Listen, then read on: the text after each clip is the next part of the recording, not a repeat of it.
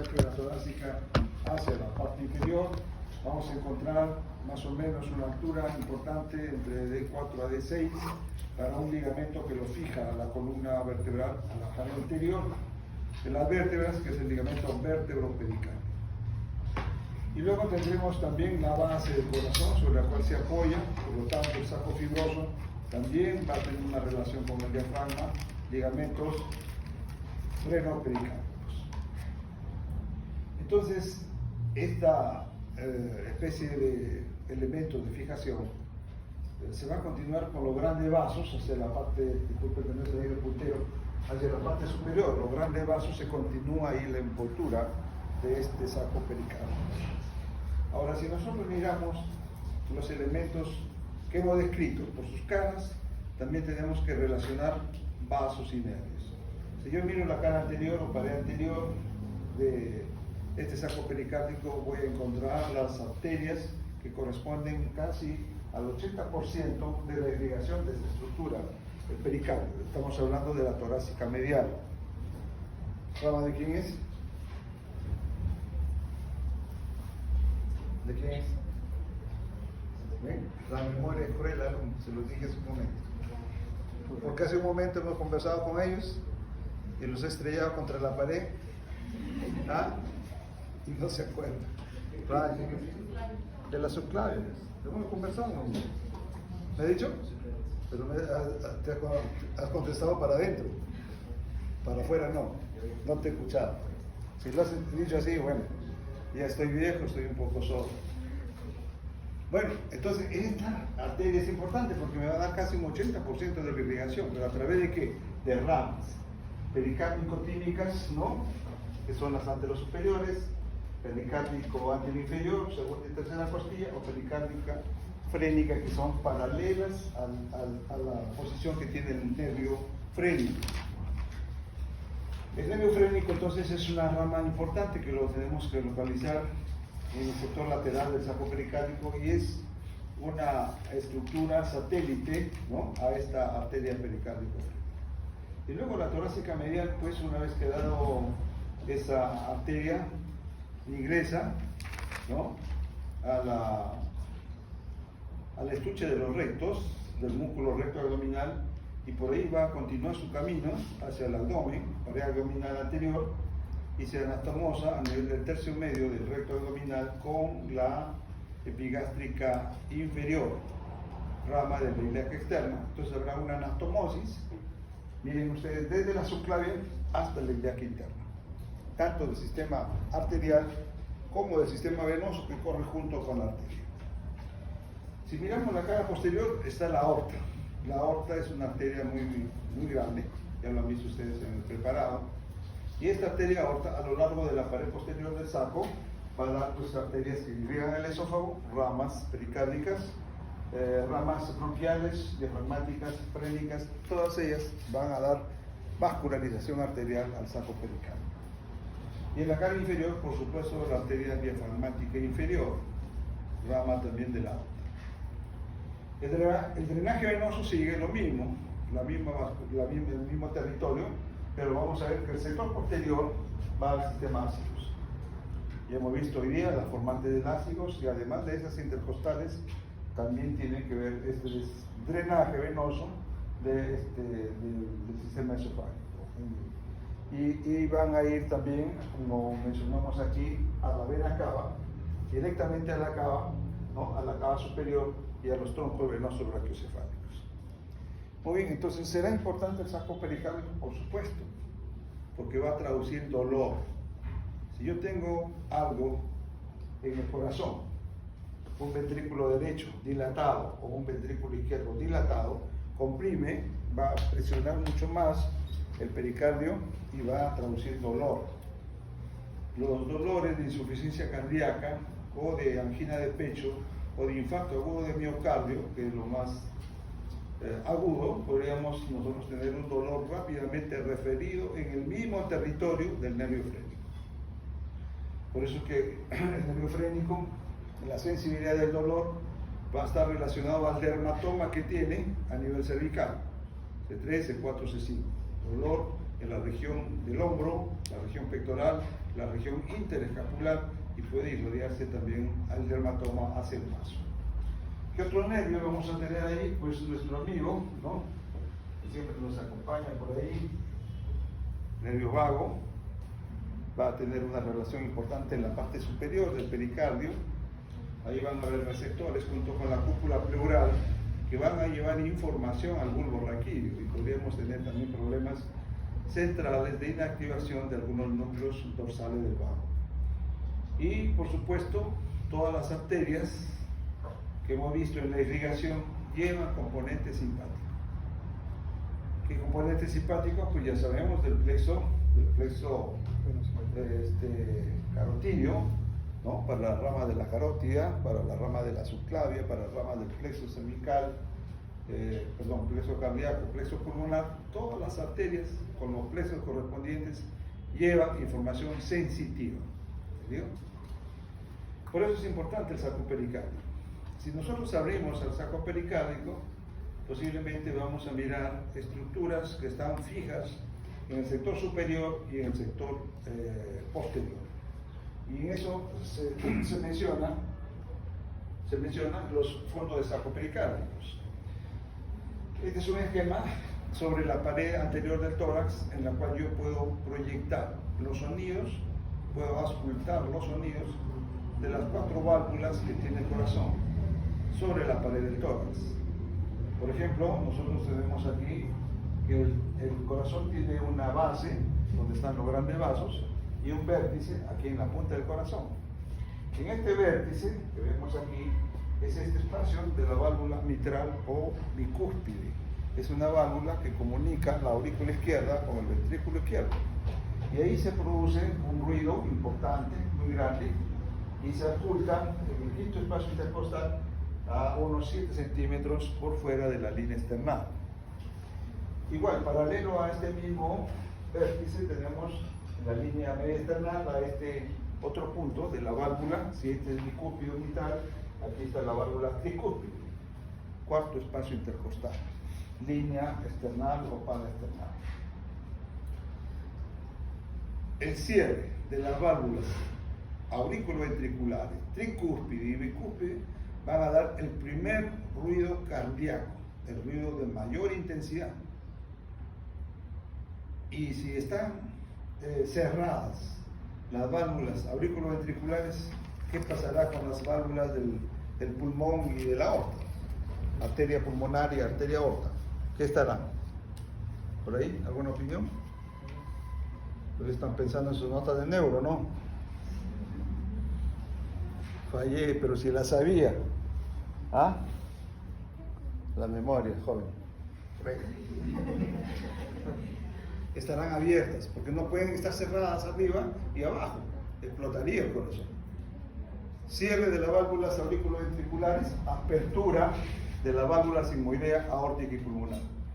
Cierre de la pulmonar y aórtica, apertura de las auriculoventriculares. Segundo ruido cardíaco, entonces, de la pulmonar o de la aorta en ese segundo espacio intercostal derecho-izquierdo, son importantes porque van a permitir el segundo ruido cardíaco, un ruido de menor intensidad. El famoso, entonces, sonido que yo lo puedo auscultar con un instrumento que se llama el estetoscopio, salvo que tenga un oído dentístico y pueda auscultar solamente colocando el oído sobre la pared torácica, ¿no? Como lo hacían antes que existan los estetoscopios. El médico ponía una tela, una sábana ahí, y ahí ponía ese oído y auscultaba los ruidos cardíacos. Sí, está el mal del corazón. Aquellas épocas que no había instrumentos de precisión. Hoy día puedo tener un ruido cardíaco alterado, inmediatamente le tomo un electrocardiograma y ya me define cómo está la onda de contracción de los ventrículos o de las aurículas. Decíamos que el saco pericárdico entonces tiene una proyección detrás de los grandes vasos, arteria pulmonar, arteria aorta. Este dedo está por delante del dedo, estas dos arterias, por detrás la cava. Y el otro espacio que vemos ahí en el lado derecho es el fondo de saco oblicuo. Ya no hay nombres propios en anatomía. Y hace un momento discutíamos por qué en las clases siguen dictando con nombres propios. Porque si le ponen una respuesta, circunvolución transversa de Hertz, está pues mal que le pidan eso, porque ya no hay. Si ustedes revisan el último libro de anatomía del 2021 de Gray, ya no tiene ningún nombre propio. Entonces no hay que confundirse. Este se llamaba el fondo de saco de Haller y este es el de Taylor, pero ya no, solamente ahora se dice fondo de saco transverso, fondo de saco oblicuo. ¿Y oblicuo por qué? Porque viene a dar una disposición que sigue una curva entre la vena cava inferior, la vena pulmonar derecha inferior y la vena pulmonar izquierda inferior. Entonces los fondos de saco pericárnicos no es que sirvan para aumentar el espacio del corazón en el momento de la contracción, sino que están ahí porque existen estructuras que separan estos pequeños espacios, pero que no, por ejemplo, entre los vasos aórtico y pulmonar y la cava, pues aquí no va a haber nadie que se pueda contraer y ocupar un espacio. Igual sucede ahí, porque son elementos de fijación. Muy bien, el corazón entonces, en su posición que habíamos señalado, tiene una base y tiene un vértice. ¿Quién va a dar la base? Pues esta posición superior que vemos aquí, esto es la orejuela o atrio derecho, ¿no? La orejuela derecha es una orejuela grande, ¿no? Y que nosotros lo podemos encontrar más o menos la base del corazón está relacionado a T6 y T9, y si lo vemos en la base, en la zona posterior, vemos ahí el fondo de saco oblicuo, venas pulmonares inferiores derecha e izquierda. ¿Y qué más vamos a ver? La bifurcación aquí de la arteria pulmonar, la salida de la arteria aorta, la presencia de los primeros troncos coronarios, ¿no? En el surco coronario a aurículo ventricular derecho. Esa es la base. Entonces yo podría trazar aquí una línea horizontal. Esta es la base.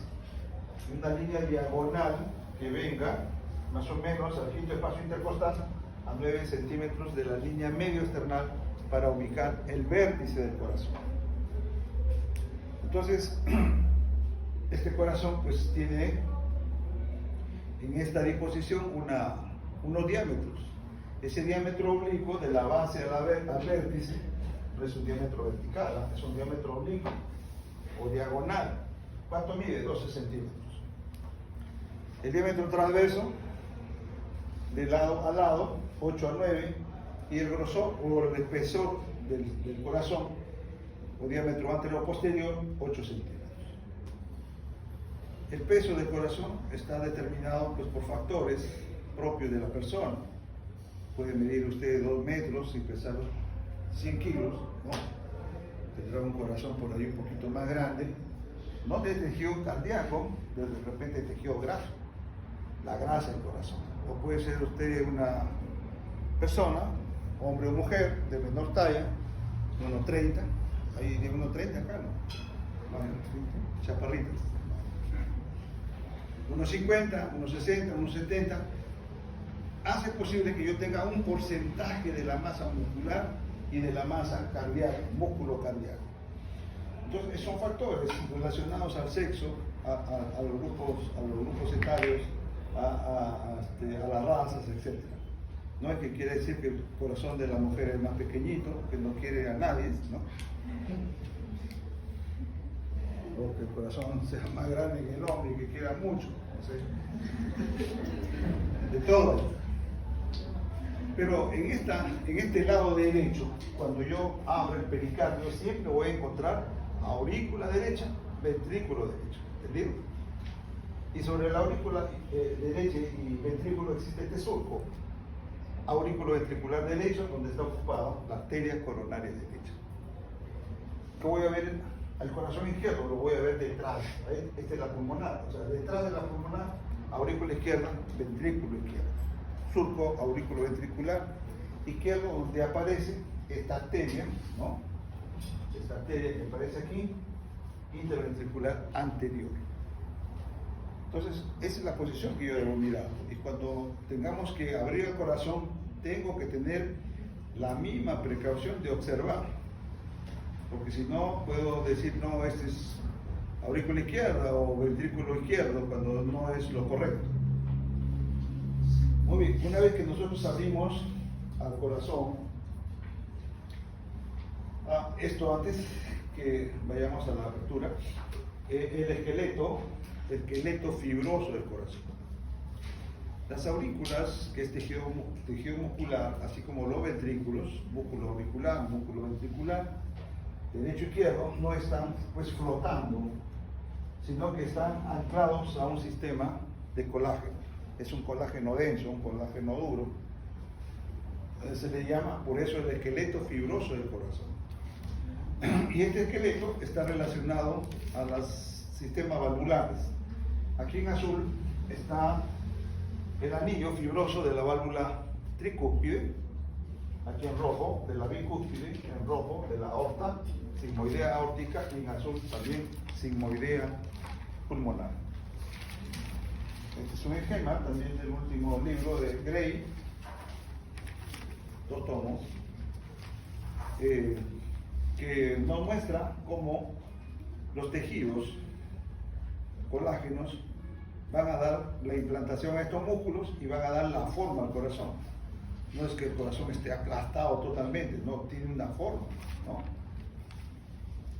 Y estos sistemas van a ser pues importantes para la ubicación de los sistemas valvulares, no solamente de la tricúspide y de la mitral, sino también de las sigmoideas aórtica y pulmonar. Este tejido denso pues tiene esta función: mantener la apertura, el cierre de los orificios auriculoventriculares y semilunares, pulmonar y aórtica, y que va a servir pues de una especie de una válvula que permite la entrada de sangre, como es de la aurícula al ventrículo, y la salida de la sangre del ventrículo a la arteria pulmonar en el caso del corazón derecho. Lo mismo será en el caso del corazón izquierdo, de la aurícula izquierda al ventrículo izquierdo y del ventrículo izquierdo a la arteria aorta. Y ya veremos cómo es diferente cuando yo examine el trígono y el sistema valvular ventricular derecho del izquierdo, porque aquí hay una comunicación que sigue el colágeno de esta válvula sigmoidea o semilunar aórtica y de la bicúspide. La continuidad mitro-aórtica que hablan muchos libros, sobre todo en la función de la sangre que pasa directamente de la aurícula izquierda al ventrículo izquierdo y sigue su camino hacia la arteria. ¿Qué pasa con la aurícula derecha? Es un espacio que tiene paredes. Entonces vamos a ver que las paredes no son regulares, como hace un momento decían. El tórax tiene una forma cuadrada, no sé, será Superman, no sé, pero cuadrada, no, tiene una forma rectangular, no sé. Y nadie se imaginaba que la base del tórax es mayor, diafragma orificio del diafragma tóraco-abdominal, y el orificio superior es más pequeñito, cérvico-torácico. Por eso la posición de la forma del tórax de un cono truncado, de base inferior y de vértice romo superior. Que tiene paredes el tórax, ya lo hemos visto hoy día, en relación a las paredes que tiene el saco fibroso del corazón. Miramos aquí y estas paredes son paredes irregulares, pero son paredes. No podemos decir, para tener un contexto de la pared tiene que ser así como esta, completamente irregular, ¿no? Están ahí las paredes, están las estructuras que conforman la pared. Si yo dijera pared superior, vena cava superior, ¿sí? La vena cava superior va a traer toda la sangre venosa que ya hemos visto, de la cabeza, del cuello, de los miembros superiores. ¿Y tendrá algún sistema valvular o no? ¿Qué dicen? ¿Qué han leído? A ver qué dicen las chicas que tienen un corazón más pequeño. ¿Ah? ¿Qué? ¿Tiene válvula o no? ¿Qué dice el mensajero? Ah, eso ya del estudio. Mesa 3, ¿quién hay? Uno nomás de la mesa 3. ¿Ah? Acá está el otro joven. ¿Tiene válvula o no? ¿Ah? ¿Sí? Sí tiene. No tiene, pues alumna. Es un caño abierto, imagínense, la ven acá superior, es un caño abierto. Miren toda la sangre que le está llegando por minuto al corazón, procedente de la cava. Entonces, pared superior, estamos ahí con la vena cava superior, que es un flujo continuo. Y miren ustedes cómo tenemos esta relación. De la vena cava superior, la dirección que sigue a la fosa oval. La dirección que sigue a la vena cava inferior. Entonces yo voy a tener dos flujos de sangre venosa, uno de la cava superior y otro de la cava inferior, que se encuentran con la pared posterior. Pared posterior. Y en esta pared posterior existe una prominencia de tejido endocárdico solamente en el corazón fetal, que se llama el tubérculo intervenoso. Ya no les digo nombre propio porque no hay. Antes se llamaba tubérculo intervenoso de Lower. Lower, un descubridor de esta anatomía fetal del corazón. Y él decía, ¿cómo me explico que la sangre venga de dos lados diferentes y vaya directamente a la fosa oval y pase de la aurícula derecha a la aurícula izquierda? Algo tiene que suceder, y comenzó a examinar los corazones fetales y encontró una prominencia de tejido y le puso su nombre, tubérculo intervenoso, solamente en el corazón fetal, porque si mañana me ponen ahí en el examen tubérculo intervenoso en esos corazones rotos que tenemos, no es posible, solamente en el corazón fetal.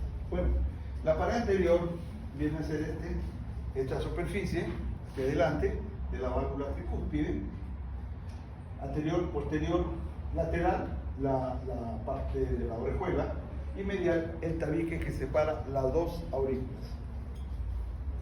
Entonces las paredes están ahí, que no sean regulares no quiere decir que no existan. Existen porque hay estructuras.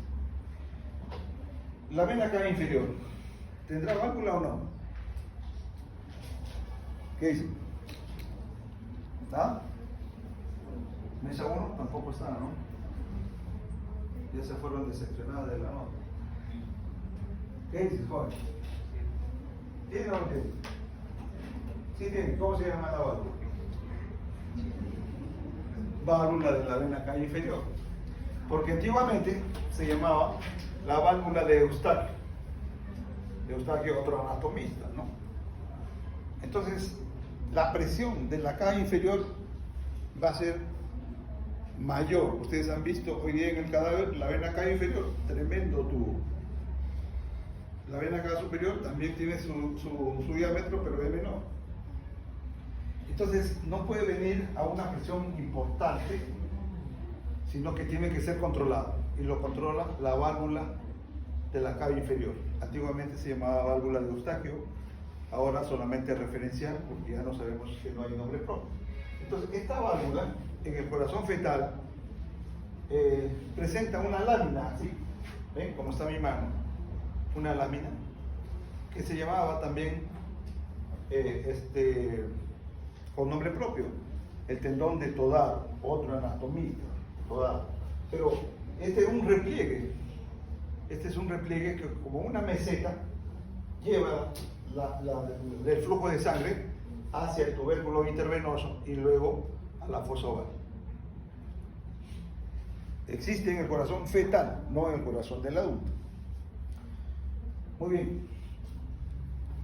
La presión que pasa la sangre de la aurícula derecha a la aurícula izquierda en el corazón fetal hace que nosotros tengamos un engrosamiento periférico que se llama el limbo de la fosa oval o anillo de la fosa oval, que también tenía nombre propio, anillo de Luzans.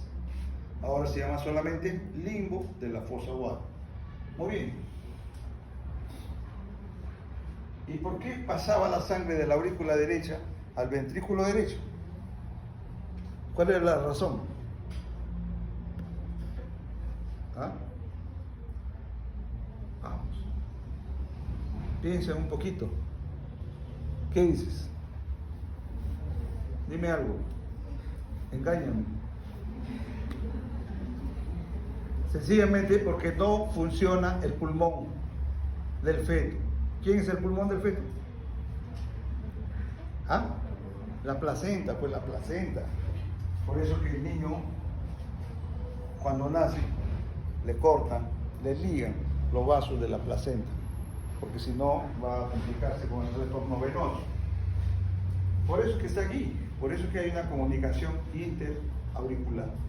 ¿Qué pasa cuando nace el niño? El pulmón tiene que abrirse inmediatamente, y para eso la condición de la contracción del ventrículo derecho para permitir que la sangre, vamos a decir, estalle al pulmón y lo abra y comience a respirar, se debe a la conducción que vamos a ver más adelante, en la conducción eléctrica del ventrículo derecho a través de una banda que se llama la banda sectomarginal. Muy bien, entonces vamos a ver otro elemento venoso aquí, en esto, de la aurícula derecha. Sí, aquí está este orificio que se llama el seno venoso coronario. En la cara inferior, seno venoso coronario. ¿Qué cosa será el seno venoso coronario?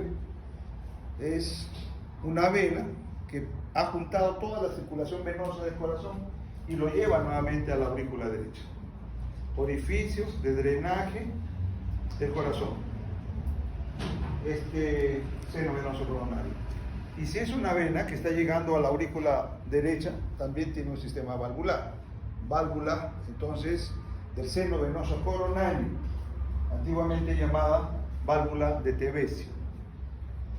Muy bien, entonces, algunos consideran que en la aurícula derecha es necesario ubicar los sistemas autónomos del corazón, los sistemas nerviosos que hacen posible que se produzca la contracción de estos tejidos y comience a funcionar el corazón.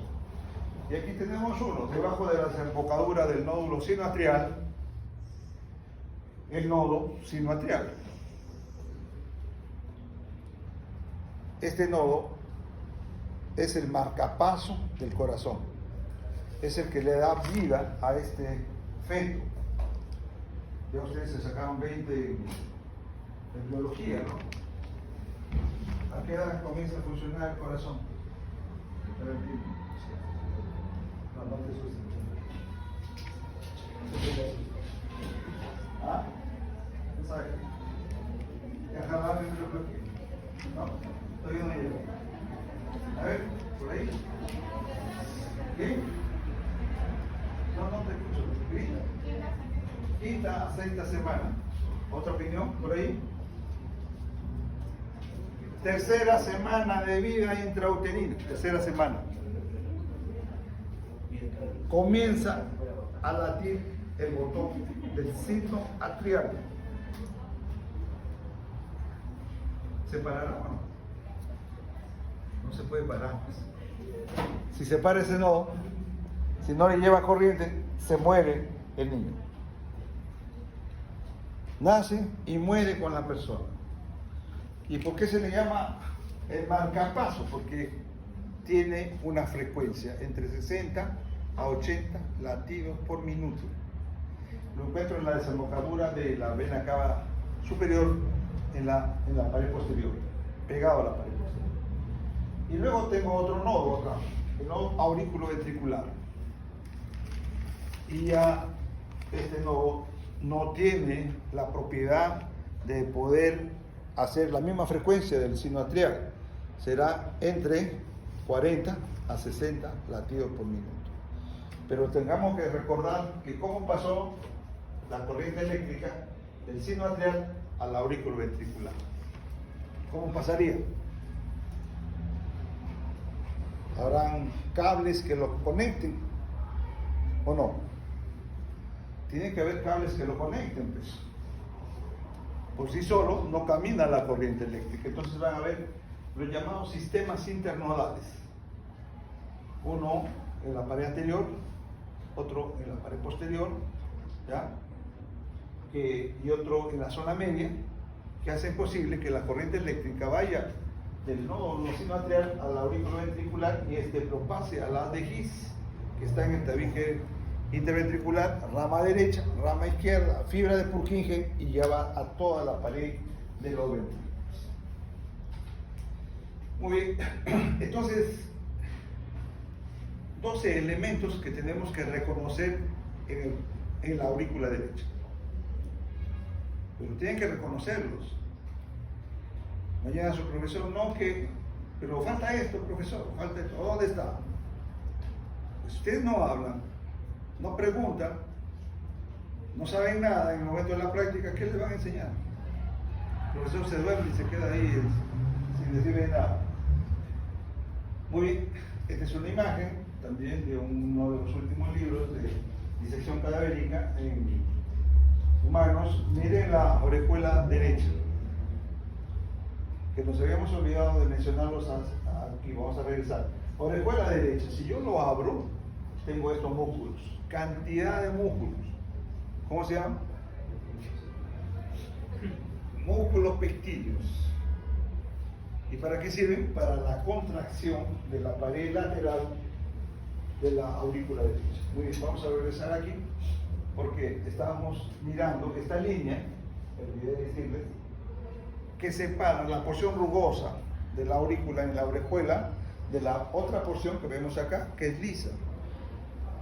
Esa línea de separación se llama la cresta terminal, una banda diagonal de tejido que separa la porción rugosa muscular de la aurícula de la porción lisa. ¿Estamos? Muy bien. Y luego voy a tener que ubicar a este triángulo, el triángulo aurículo-ventricular, antiguamente llamado triángulo de Kocher, también a la presencia de los anatomistas que lo estudiaron. ¿Quién lo forma? Miren ustedes una línea que habíamos señalado en ese rezago embriológico del tendón de Todaro o repliegue, ¿no?, de la válvula de la cava inferior. Otra línea que va por el seno venoso coronario, y la última línea mira a la parte interna de este orificio de la tricúspide, la valva septal de la tricúspide.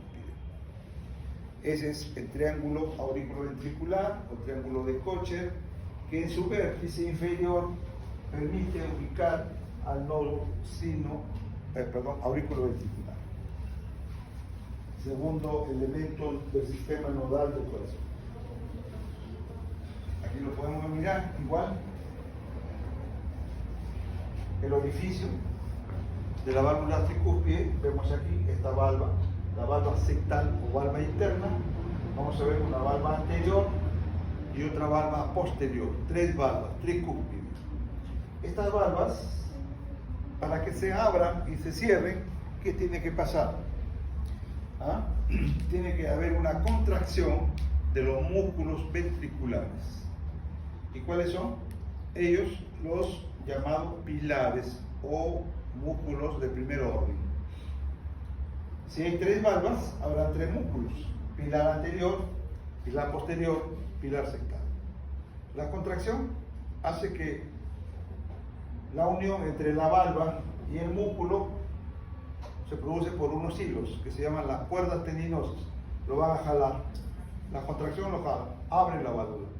Si se relaja el músculo, las cuerdas tendinosas se relajan, cierran la válvula. ¿Entendido?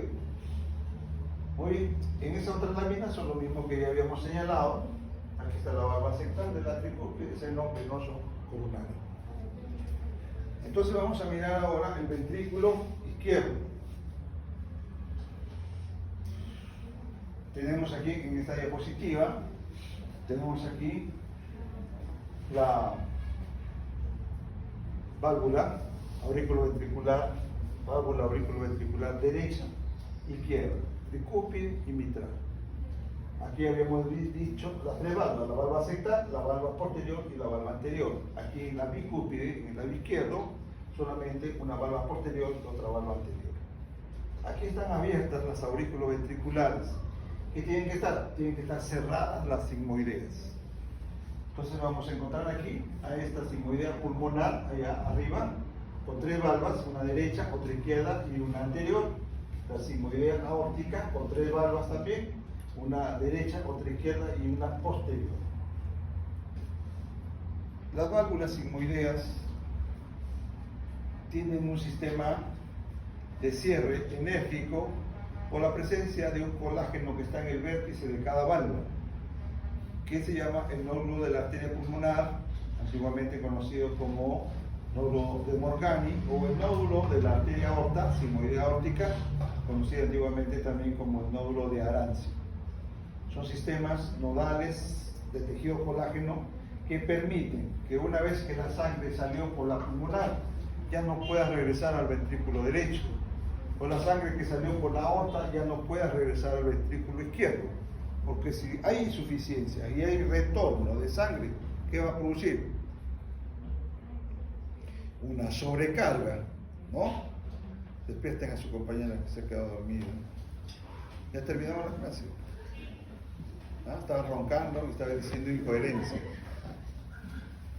Qué bárbaro. Lo que hace la anatomía, el cansancio.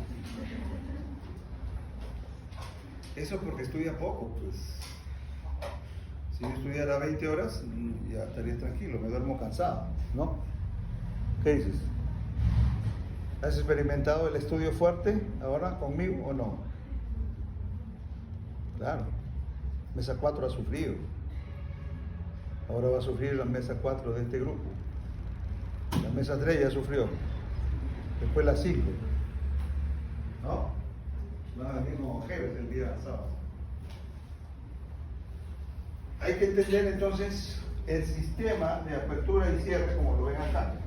Apertura de las aurículas ventriculares, cierre de las sigmoideas. Muy bien, les explicaba que había un sistema de contracción muscular en el ventrículo derecho. El ventrículo derecho también tiene una imagen, ¿no? Algo triangular con una pared anterior. Esta es la pared anterior. ¿Ya? ¿Quién está aquí? La valva anterior de la tricúspide, valva anterior de la tricúspide. ¿Qué más? El músculo, este, es el pilar anterior.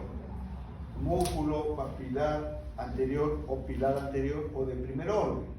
¿Qué más? Las cuerdas tendinosas que conectan el músculo con la valva y la trabécula septomarginal, que es una parte de tejido muscular que une el pilar anterior con el tabique interventricular. ¿Y qué va por esta banda septomarginal? Por este tejido muscular transcurre, como dice ahí, la rama derecha de la dehisce. Tenemos que darnos cuenta que la fisiología cardíaca es un diseño perfecto. Porque ¿para qué se va a producir que yo encuentre esa banda septomarginal entre el tabique interventricular y el primer músculo que aparece en la valva anterior? ¿Para qué creen que sea? ¿Alguna opinión? No importa, aunque esté equivocada, pero díganlo. ¿Nada? 0. Miren, cortó camino, como dice. Yo tengo que venir por todo Benavides, no voy a cortar camino por acá, más cerca, ¿no? Eso hace la banda septomarginal.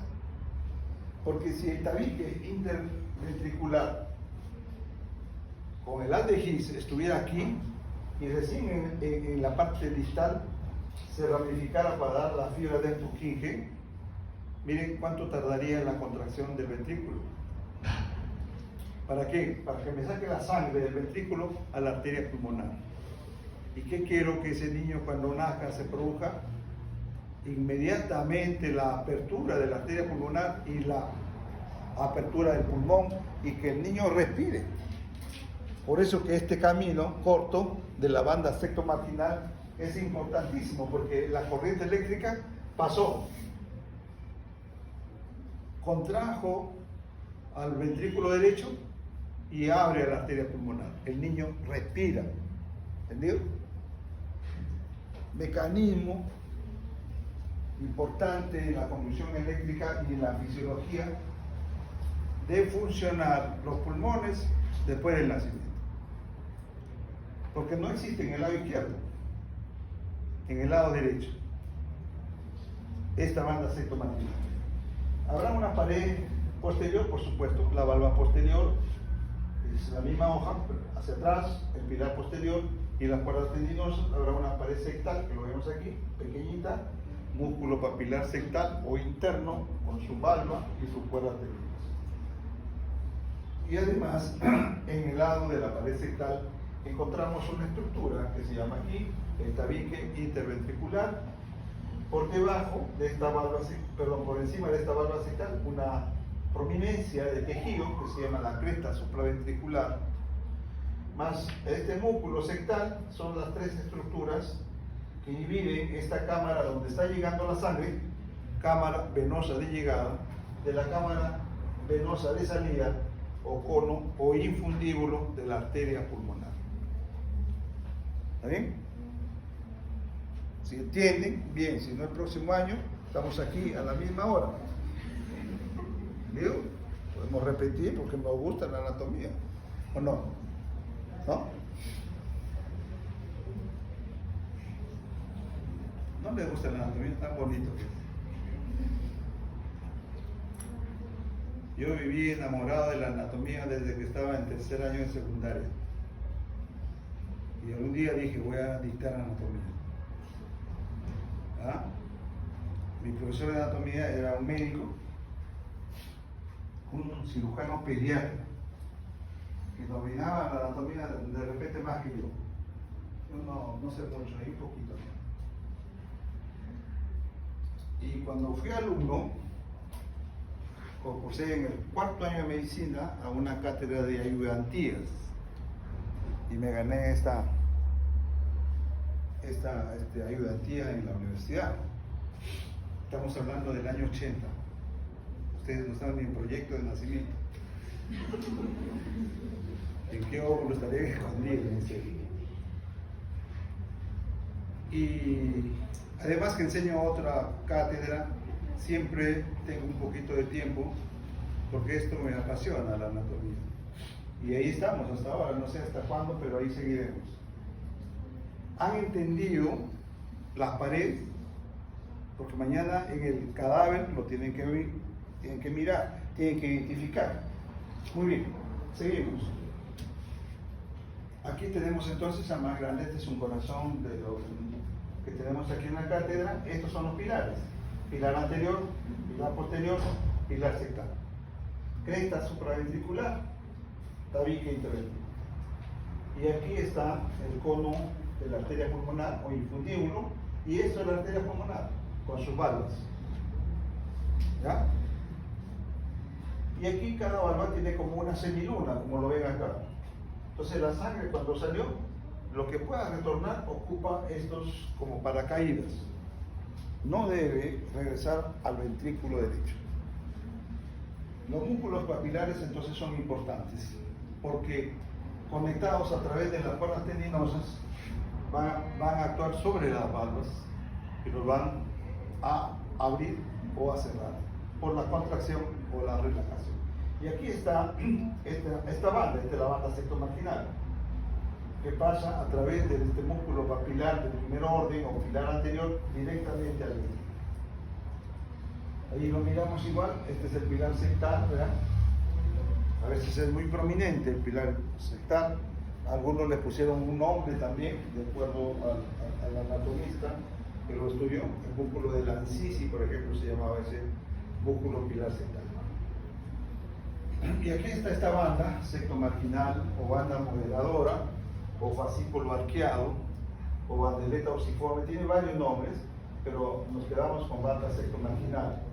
Miren cómo comunica el tabique a este músculo pilar anterior. Muy bien, entonces tenemos allí que esas son las condiciones del ventrículo derecho. La arteria pulmonar que lleva sangre venosa del ventrículo hacia los pulmones permite que el aire que se introduce por las vías respiratorias haga un cambio en los alvéolos capilares.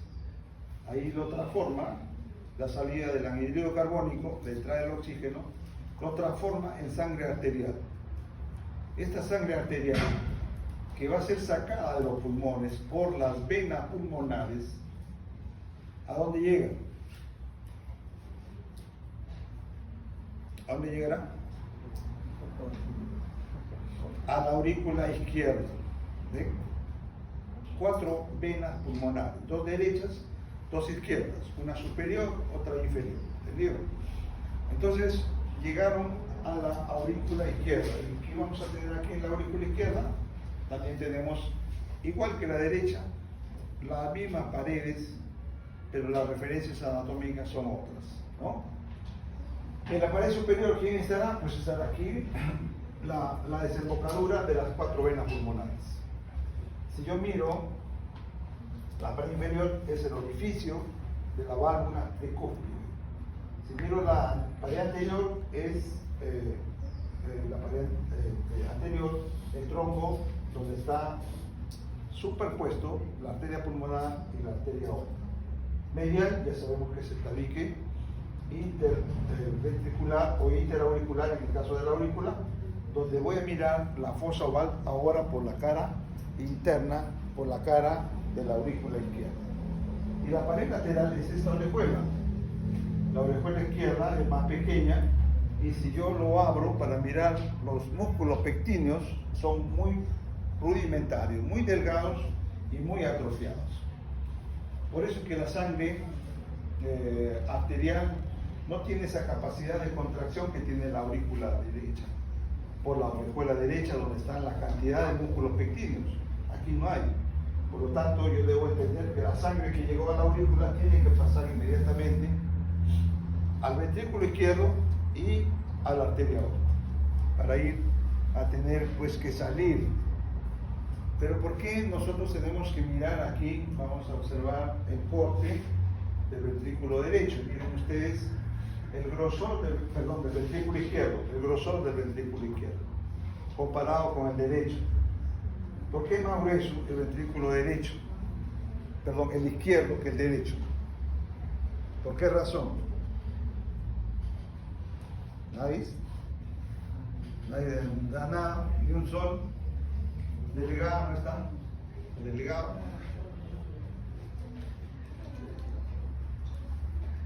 ¿No está? ¿Qué dicen? Le pongo 20 cuando llegue a su mesa. Nada.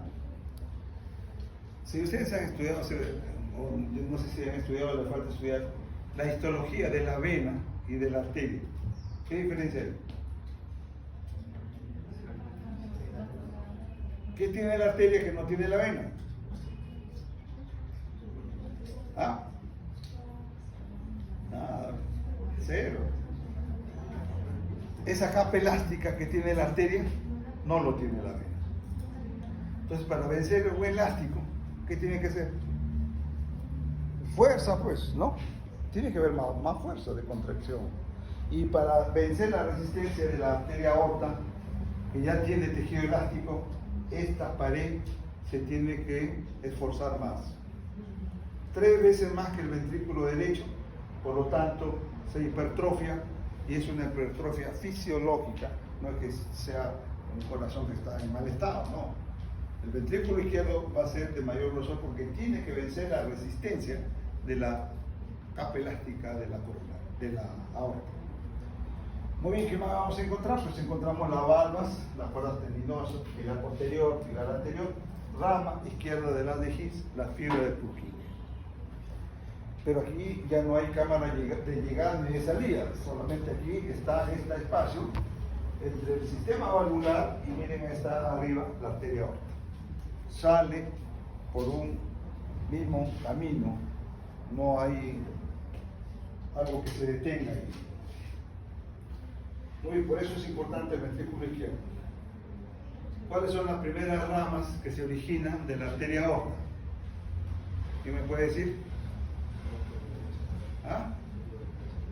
Tronco venoso brachiocefálico. ¿Qué tiene que ser el tronco venoso con la arteria aorta? subclavia de la aorta. ¿Nadie? ¿Jóvenes por allá? ¿Alumnas? Tampoco, con el libro abierto. ¿Ah? Primera rama de la aorta, arterias coronarias. Arterias que tienen que irrigar al corazón. ¿Cómo sobrevive el corazón si no tiene irrigación? Se muere. ¿Ah? Nos ha dejado descerebrado neuroanatomía. Por lo tanto, yo tengo que estudiar la coronaria derecha y la coronaria izquierda. Aquí está la coronaria derecha, en este surco entre el aurículo y el ventrículo derecho. Surco aurículo ventricular derecho o surco coronario derecho. La arteria coronaria derecha, entonces, es una arteria que va a emitir una primera rama que vemos aquí, esta. Esa está señalada ya con un alfiler, pregunta de examen. La arteria sinoatrial, o rama para nódulo sinusal, como quieran llamarlo.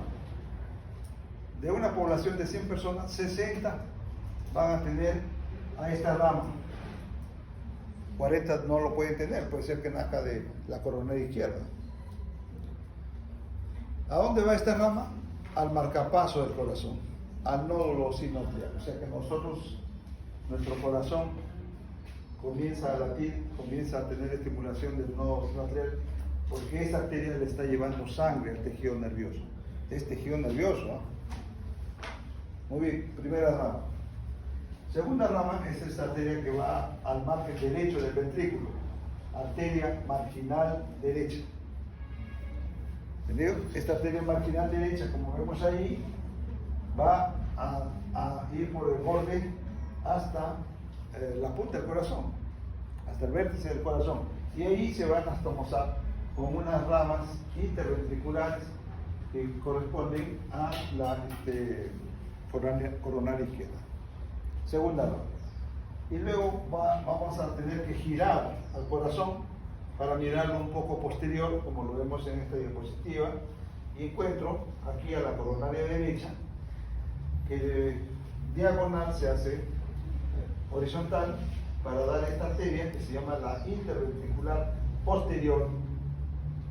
Interventricular posterior, arteria que aparece de la coronaria derecha cerca del 70% y que es importante porque va a ir a tener hacia la parte distal una anastomosis también con la coronaria izquierda. Y luego vamos a encontrar esta otra arteria más pequeñita que se llama la arteria del nodo aurículo ventricular. Entonces, casi en la misma división de la arteria interventricular posterior hacia abajo, no hacia arriba, la arteria del nodo aurículo ventricular. 4 ramas importantes. La coronaria derecha podría tener ramas pequeñitas, como es para la cara anterior de la aurícula derecha, para la orejuela derecha, para la grasa o adiposa derecha, o pequeñas arterias para la parte anterior y lateral del ventrículo derecho. Pero esas 4 son importantes. Ahora, si nosotros miramos el lado izquierdo, entonces aquí tenemos a la coronaria izquierda, surco aurículo ventricular izquierdo. Miren ustedes como la primera rama que desciende a la punta del corazón, al ápex del corazón, es esta arteria que se llama interventricular anterior. Arteria interventricular anterior, entonces, es una arteria importante porque va a ir a la parte anterior del tabique interventricular y va a tener también una rama de anastomosis con la coronaria derecha a través de la interventricular posterior. 1. 2. Una arteria, entonces está graficada ahí, que perfora, ¿no?, la superficie de la aurícula derecha, arteria del nodo sinoatrial. 40% de las personas va al marcapaso del corazón. Segunda rama. Tercera rama es una arteria que va hacia atrás, así como la coronaria derecha iba hacia atrás para la interventricular posterior. Esta coronaria izquierda también va a ir para la zona posterior y da esa arteria, la arteria circunfleja. De la arteria circunfleja nosotros podemos tener algunas ramas que descienden por aquí Entre la circunfleja y la interventricular anterior pueden haber 2 o 3 ramas que descienden en ese espacio, y cuando existen se llaman arterias diagonales, porque muchas veces no están. Y luego que esta circunfleja va hacia atrás, a la cara posterior del corazón, anastomosis con la coronaria derecha, va a dar esta marginal, la marginal para el margen izquierdo del corazón, nosotros lo tenemos ahí, y que se va a también anastomosar con ramas de la parte interventricular. De la coronaria izquierda, ¿puede salir la interventricular posterior? Sí, 30% de casos, 33% de casos. Puede tener ahí el origen de la interventricular posterior, que es propio de la coronaria derecha, pero puede existir esa. Muy bien, aquí tenemos en el preparado de la derecha estas arterias que vemos aquí, arterias diagonales entre la interventricular anterior y la circunfleja. Entonces tenemos que graficar, que pintar en nuestro corazón, que vamos a tener el sábado, el sistema arterial. La coronaria entonces es importante porque estas ramas se pueden ocluir, se pueden cerrar. Cuando existe enfermedad de ateromas o de trombos que puedan cerrar la luz de la arteria. Ya ustedes van a hablar sobre infarto agudo de miocardio, ¿no?, en su seminario, y van a ver que el infarto agudo de miocardio tiene 3 lugares donde podemos nosotros tener problemas. Uno, esta rama de la arteria interventricular anterior de la coronaria izquierda, 40 a 50% de frecuencia en los infartos agudos de miocardio. Segundo, la arteria coronaria derecha, 30 a 40%, ya sabemos que la coronaria derecha, si da la sino arterial y se infarta, pues muere el paciente. Infartos irreversibles. Y la circunfleja, en tercer lugar, la circunfleja de la coronaria izquierda. Esos son los 3 lugares que van a dar una alteración importante en el tejido cardíaco a través de la irrigación de los sistemas nodales, como es el tabique interventricular, tanto en la región posterior como anterior, o para el nodo sinoatrial. El infarto agudo de miocardio ya presenta aviso a través de la angina de pecho, el dolor precordial, irradiado a la zona del nervio frénico, como mostramos ahí en estos esquemas, la parte de los dermatomas del hombro, de la región pectoral, de la región interescapular o de la región anterior del tórax hacia la zona del epigastrio. Muy bien. Sistema venoso del corazón, todo el drenaje de las aurículas y de los ventrículos va a condicionar que nosotros tengamos una formación formante del seno venoso coronario. Y dentro de esta formación tenemos esta vena, que vemos aquí, esta que está en el sector posterior, la vena cardíaca magna o mayor, ¿no?, que corresponde a esa vena interventricular anterior, que comienza aquí en el vértice del corazón, asciende, va al sistema del lado izquierdo, ¿no?, y otras venas que siguen a otras arterias, como son la interventricular posterior o interventricular posterior, vena cardíaca media. Marginal derecha, vena cardíaca menor.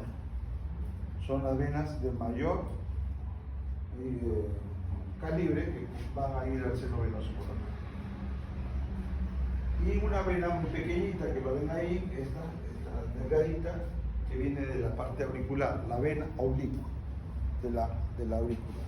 Vena oblicua de la aurícula izquierda o arco izquierdo. El seno venoso coronario entonces está pegado ahí, muy cerca de la desembocadura de la cava inferior, por eso que lo hemos visto dentro del corazón. Ven la cava inferior y al costado el seno venoso coronario.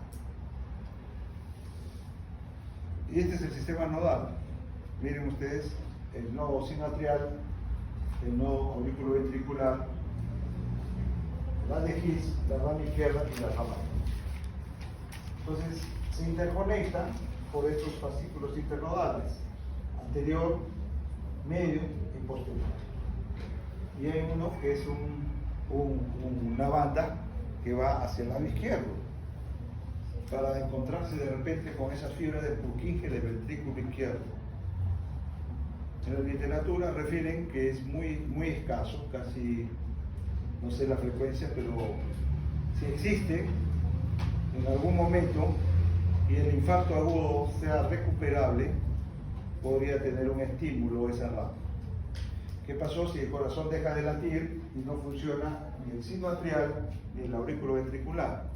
Puede ser que tengamos una frecuencia menor de 20 o fibrilación ventricular, pero por ahí los milagros existen y se despierta la corriente eléctrica y estimula a este nódulo, a este sistema nodal, y va a donde va el nódulo sinoatrial y retoma la conducción eléctrica del corazón. Vida después de la muerte. ¿Ah? ¿Ha visto esa película? Se lo recomiendo. No, sí. Muy bien. Pero también tenemos un sistema externo que nos puede pasar la cuenta, ¿no? Nos pasó la cuenta en neuroanatomía, todo el mundo estaba asustado, frecuencia de 140, 150, ¿no? Los sistemas, entonces, simpáticos y parasimpáticos tienen una relación directa con los vasos, con las arterias. ¿Y por qué? Porque el núcleo dorsal del vago, dentro del tronco encefálico, emite los nervios cardíacos. El vago no emite nervios cardíacos una vez que salió a la región del cuello. Y se juntan con estos nervios que vienen de la cadena simpática torácica. Y van por delante y por detrás de la arteria aorta para formar los plexos cardíacos, superficial y profundo. El nervio vago, que va a tener una relación importante porque tiene receptores de liberación de acetilcolina. Esta acetilcolina disminuye la frecuencia cardíaca, disminuye la fuerza de contracción cardíaca y dilata la coronaria. Bien, en cambio, el simpático de la cadena cervical tiene también receptores que liberan noradrenalina. Y esa noradrenalina va a aumentar la fuerza de contracción, va a producir una vasoconstricción y va a tener pues receptores importantes, las coronarias de tipo alfa o de tipo beta para vasoconstricción y vasodilatación. Plexo cervical superficial, plexo cervical profundo. Por donde vayan las arterias, las ramas que hemos visto van a llevar componentes simpáticos y parasimpáticos. Entonces van a actuar sobre el nódulo sinoatrial, por supuesto que sí, por el nódulo auriculoventricular también, por las coronarias con todas sus ramas, siguen la estimulación simpática y parasimpática.